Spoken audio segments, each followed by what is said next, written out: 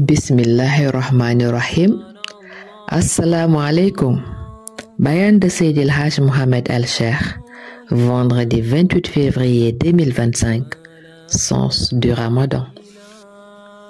Louange à Allah subhanahu wa ta'ala pour sa grâce étendue à sa création. Salutations et prières sur le prophète de l'islam, Sidi Ahmad et ses compagnons. Nous présentons nos ziyaras les plus chaleureuses à son digne fils, Cheikh Ahmad Ibn Muhammad At-Tidjani Chérif radiallahu ta'ala anhu. À l'occasion de la prière de ce jour béni du vendredi, nous saluons toute la communauté musulmane au nom du Tout-Puissant qui nous a notifié La in shakartum la azidannakum. Si vous êtes reconnaissant envers votre Seigneur, il augmentera ses bienfaits sur vous. Nous réitérons nos prières sur la meilleure des créatures, celui qui nous a enseigné tous les bienfaits des messages d'Allah subhanahu wa ta'ala, particulièrement les bienfaits du mois de Ramadan et l'obligation qu'il représente pour tout musulman en bonne santé. En effet, le prophète Sidi Ahmed nous a enseigné que l'homme doit jeûner pour être en bonne santé. Beaucoup de scientifiques, jugeant le message prophétique sans fondement, ont essayé de le contredire. Mais Sidi Ahmed, comme d'habitude, a eu raison sur eux. Aujourd'hui, il est scientifiquement prouvé que le jeûne soigne, surtout les maladies du ventre. Ainsi, comme à son habitude, le prophète n'a jamais cherché à justifier ses paroles, car dans tous ses actes, il a montré que Dieu lui suffit, ignorant ses détracteurs. Le jeûne est une obligation divine pour nous, comme il l'a été pour ceux qui nous ont précédés. Ce jeûne qui nous est imposé par Allah subhanahu wa ta'ala est récompensé directement, sans intermédiaire et uniquement par lui-même.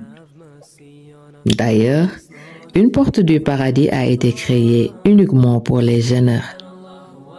Les nawafil ou prières non obligatoires que nous faisons durant le Ramadan absorbent nos péchés et nos imperfections, aussi énormes fussent-ils. Le but du Ramadan, c'est d'avoir une pensée ininterrompue envers le Tout-Puissant, augmenter nos bonnes actions, perfectionner autant que faire se peut notre comportement et à vie, tout en créant un bouclier contre Satan le maudit et évitant de cultiver la paresse. Le jeûne doit être une occasion pour célébrer l'anniversaire du Coran, car c'est durant ce mois que le Saint-Coran est descendu sur terre. Mais comment célébrer l'anniversaire du Coran? Il s'agit de retourner à la source du Coran, de lire le Coran, d'apprendre le Coran, mais essentiellement d'appliquer et de s'approprier les enseignements ou certains enseignements du Coran. C'est dans ce sens que le prophète de l'islam disait « Si vous saviez les bienfaits du Ramadan, vous prierez le Seigneur pour que toute l'année soit jeûnée. » Comme le disait un saint, ceux qui aimeraient jeûner toute l'année, c'est sans aucun doute ceux qui profitent du mois béni pour s'améliorer, augmenter leurs bonnes actions, promouvoir la solidarité et l'entraide, et non ceux qui se lamentent devant la faim, la soif et la fatigue. N'oublions pas également d'éviter de perdre la récompense de nos bonnes actions en nous adonnant au commérage, à l'offense de notre prochain, au jeu, etc.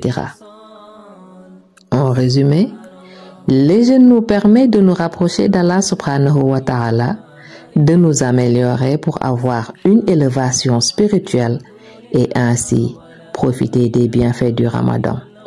Qu'Allah subhanahu wa ta'ala nous le facilite tous, Inch'Allah.